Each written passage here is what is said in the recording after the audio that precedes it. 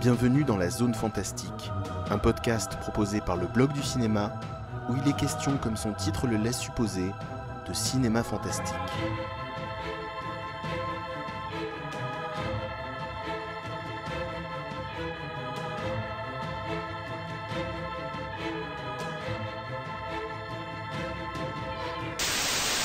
Chères auditrices et chers auditeurs, bienvenue dans ce nouvel épisode de la Zone Fantastique. Je suis avec Elvina Jekyll. Bonjour Elvina. Et bonjour. Et je suis avec Red Arrow. Bonjour. Alors dites-moi, vous avez prévu quelque chose, vous, pour l'Apocalypse ?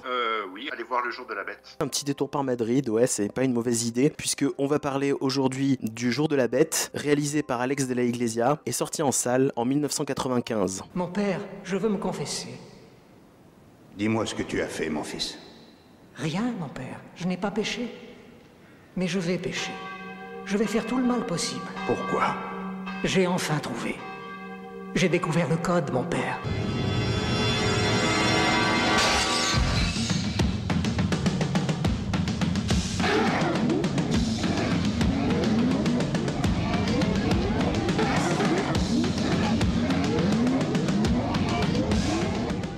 Alors, est-ce que l'un de vous deux pourrait me faire un pitch ? Allez, je m'y colle. Tout ce qui est satanique, c'est pour moi. C'est l'histoire d'un prêtre qui pense avoir décodé l'Apocalypse et qui, du coup, va essayer de se rapprocher de Satan pour essayer de contrer, entre guillemets, l'Apocalypse et de savoir qui est l'Antéchrist. Voilà, tout à fait, l'envoyé du diable sur Terre, le pendant du Christ, l'Antéchrist. Le soir de Noël, si je dis pas de bêtises, on est en soir de Noël à Madrid. Alors, je pense qu'il était important de parler de cinéma espagnol dans notre programmation, parce que faut dire ce qui est, le cinéma espagnol nous a aussi offert pas mal de super expériences dans le cinéma de genre depuis les années fin 90, surtout dans les années 2000, on a eu quand même de super films, L'Orphelinat de Juan Antonio Bayona, on a eu Rec de Jaume Balaguerro et Paco Plaza, on a eu Ouvre les yeux de Alejandro Amenábar, on a eu plein de films intéressants, Intacto, Fragile, mais je voulais vous amener vers Alex de la Iglesia, qui est quand même un personnage à part dans le cinéma fantastique espagnol, dans le cinéma de genre espagnol, parce que les films que j'ai cités, bon, Rec c'est encore différent, c'est vrai, found footage très réussi autour de la figure du zombie, mais on a eu beaucoup de films espagnols qui ont joué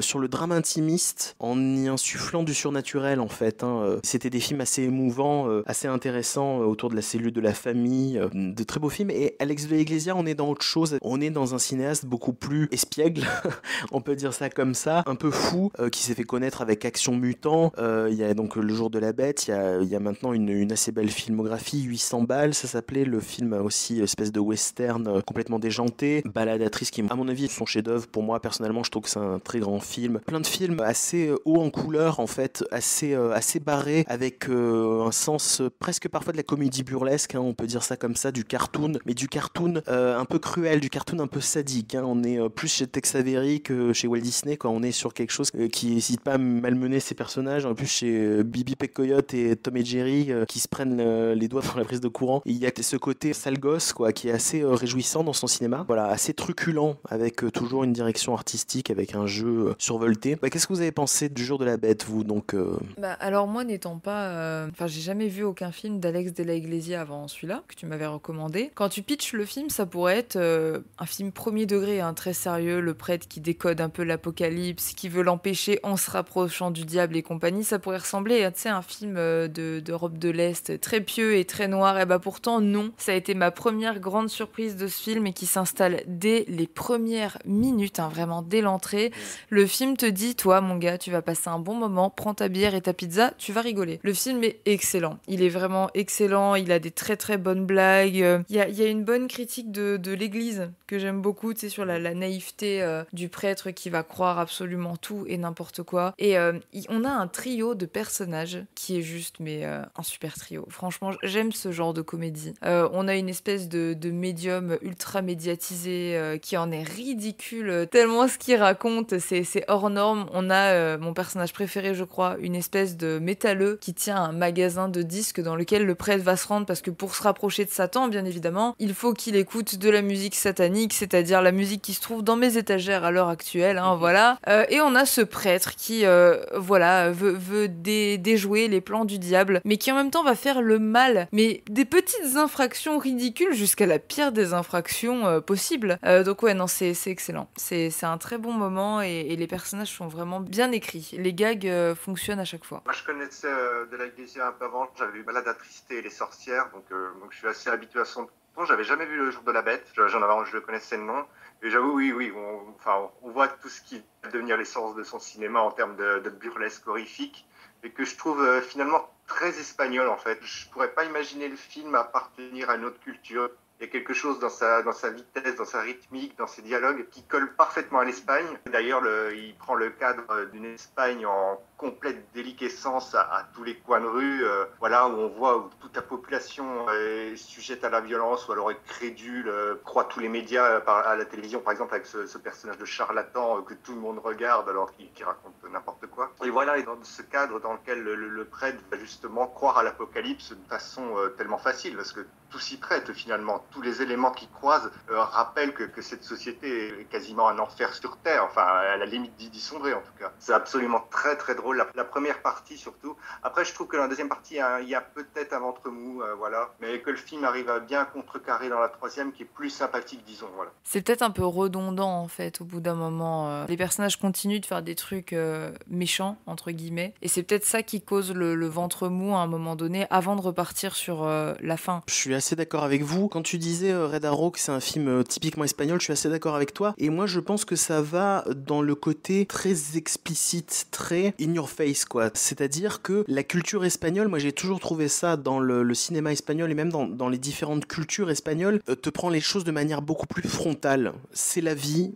deal avec ça, quoi. La culture catholique latine qu'on voit dans le film, c'est une culture qui est très picturale, tu sais, qui va te montrer les choses dans tout. Il n'y a pas toutes les cultures où on iconise, tu vois, il y a beaucoup d'icônes dans la culture latine, la culture catholique latine, tu sais, les choses sont iconisées. Le Christ, on te montre le Christ en souffrance, on te montre des icônes, on te montre des grands tableaux, des tableaux de Goya avec des personnages qui souffrent, on te montre la laideur du monde et la beauté du monde mélangées comme ça de manière violente, tu vois, les choses leur viennent violemment et faut dealer avec ça, c'est tout de suite dans ta face. Je fais peut-être des raccourcis un petit peu simples sur les cultures espagnoles et que le public espagnol me pardonne pour ces raccourcis, mais tu vois, il y a un côté, voilà, tout de suite très expressif, et là on a des acteurs qui jouent de manière très burlesque, qui sont très grande gueule. Alors le présentateur est italien, parce que je pense que c'est une critique un petit peu de la télé italienne qui commençait un petit peu à vampiriser toute l'Europe, la télé post-Berlusconi, avec des programmes très racoleurs. Donc le personnage du présentateur et l'acteur qui le joue est un italien, mais ça participe de cette gouaille, de cette tchatch, de ce côté très expansif, extraverti. C'est une espèce de grosse grenade dégoupillée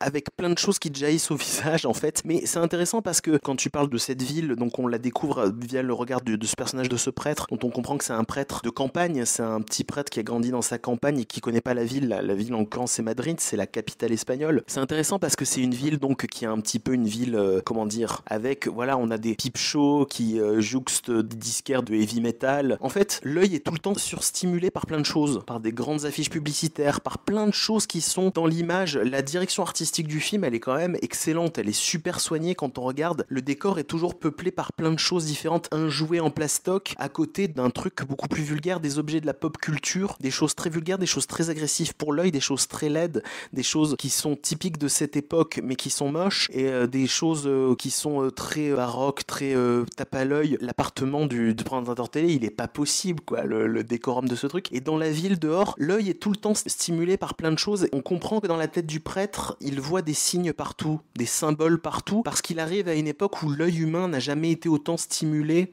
Il le sera encore un peu plus parce qu'à l'époque, c'est l'époque d'avant Internet. Voilà, on est déjà dans une époque de surstimulation de l'œil, d'images partout qu'il faut décrypter, dans lesquelles on peut voir des symboles de l'apocalypse, dans lesquels on peut voir tout et n'importe quoi de ce gigantesque monde interlope, capharnaüm, cacophonique. Et les acteurs aussi sont bruyants, sont à plein régime à 1000%, mais ça va avec ce monde comme ça, tonitruant en fait. Par contre, je trouve que la fin, vous voyez, on dit que c'est drôle, mais je trouve quand même qu'à la fin, ça rigole plus trop. Enfin, ça rigole plus trop. Ça reste quand même une comédie jusqu'à la fin, mais la toute fin, là où il trouve l'endroit, le Messie, on n'en dit pas trop, mais il y a des sans-abri, enfin, il y a quand même quelque chose de très violent qui commence quand même à faire un peu mal sur la fin. Il y a un personnage qui se fait brûler vif et tout. C'est ça qui est assez fort dans le film, c'est que tu déconnes pendant tout le film, tu te dis, en fait, ça se trouve, ce prêtre, il est complètement frappé. Et c'est quoi cette entreprise complètement folle dans laquelle ils se sont lancés. L'enjeu, c'est de trouver une vierge à la fin des années 90 en Espagne, dans le monde actuel, tu vois. Enfin, déjà, il y a tout ce côté décalage et tu te dis, ça se trouve, c'est une entreprise complètement déraisonnable. Et à la fin, quand même, je trouve que la confrontation avec l'espèce de secte à la fin, Alex de la Iglesia va quand même au bout de ce concept de film fantastique, de film de genre, en disant, c'est réellement l'apocalypse. Il y a réellement du danger, il y a réellement quelque chose de sale, il y a réellement quelque chose de violent, il y a réellement quelque chose de sombre qui se passe, quoi. Comme tu dis, il y a cette espèce de rupture de ton, après avoir rigolé pendant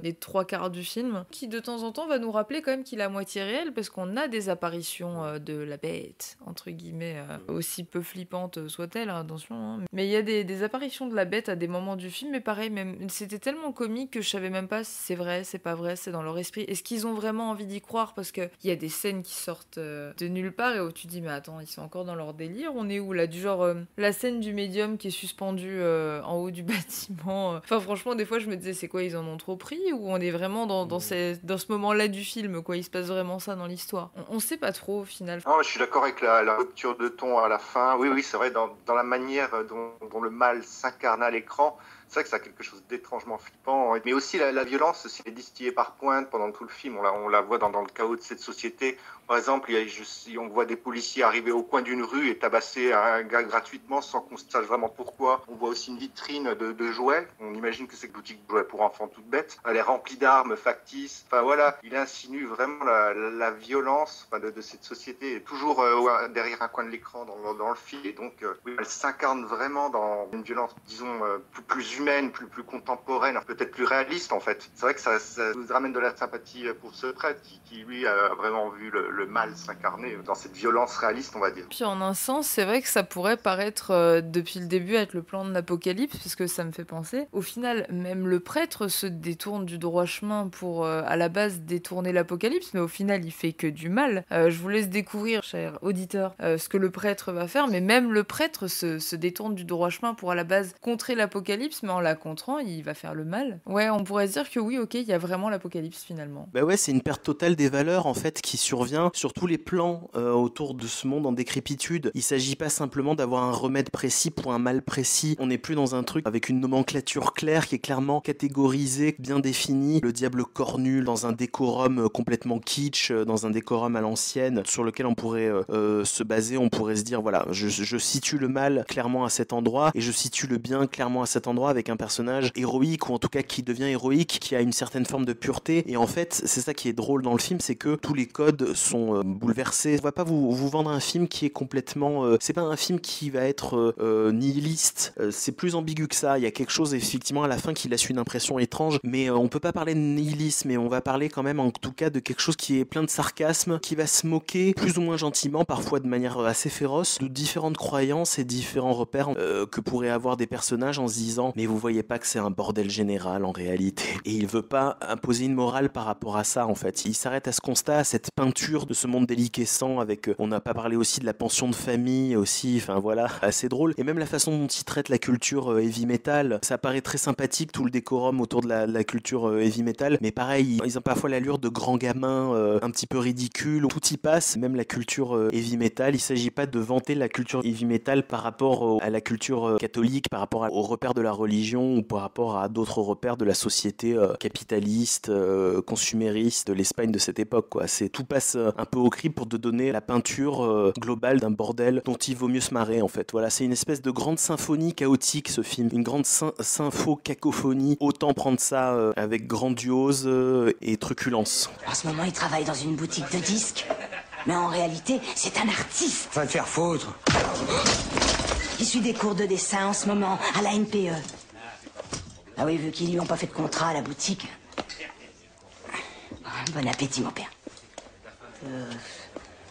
On parie que ce soir, on bouffe encore du lapin. Toujours forcé de se taper les promotions de merde du supermarché. José Maria, je peux te demander un service? Bien sûr, ce que vous voulez. Bon. Grand-père, c'est mon grand-père. Ah, c'est un rigolo. Il aime se balader à poil dans la maison.